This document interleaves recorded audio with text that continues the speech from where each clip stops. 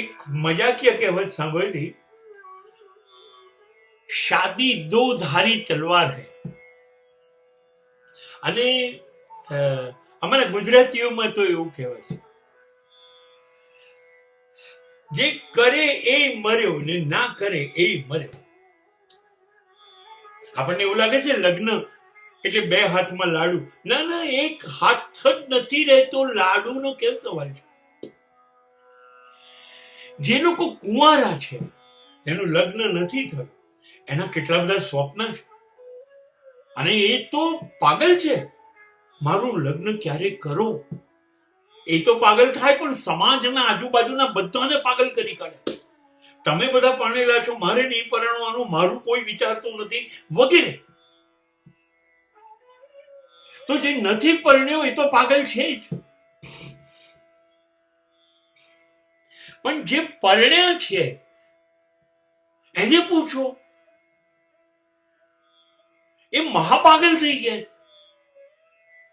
પેલાને પત્ની નથી એનું દુઃખ છે, અને આનું મોટામાં મોટું દુઃખ છે આ પત્ની છે. પરણેલા પુરુષો કેમ રાજી થઈ જાય છે જ્યારે પત્ની એમ કે છે હું પિયરમાં જઉં છું? અરે પ્રેમ કરીને લગ્નથી લાવ્યો છું તો મજા આવી જોઈએ ને, દુઃખ થવું જોઈએ નહીં. તું મને મૂકીને ન જાઉં, હું તારા વગર નહીં રહી શકું. એના બદલે હા હા જઈ આવો, અઠવાડિયું વધારે રહેજે. પત્ની છે એનું સુખ નથી, જાય એનું સુખ છે. અને પેલા લોકોના નસીબમાં શું છે? પત્ની નથી, એ દુઃખ છે. એટલે એની દોડધામ, એની દરેક પ્રવૃત્તિ, એના દરેક શ્વાસ, એના દરેક વિચાર એ ક્યારે મને પત્ની મળે એના છે. એટલે આ એવી તલવાર છે જે બંને બાજુ ધાર રાખે છે. લગ્ન કરો તો પણ વાગશે, નહીં કરો તો પણ વાગશે. શાહબુદ્દીનભાઈ એક જોક કહેતા હતા કે એક પાગલખાનામાં હું ગયો અને એક ભાઈને એમને પાગલ થયેલા જોઈને મેં પૂછ્યું કે આ ભાઈ કેમ પાગલ છે? તો જેલરે મને કહ્યું કે એમને જે પ્રેમિકા સાથે પ્રેમ હતો એ એમને મળી નહીં, એટલે પાગલ થઈ ગયા.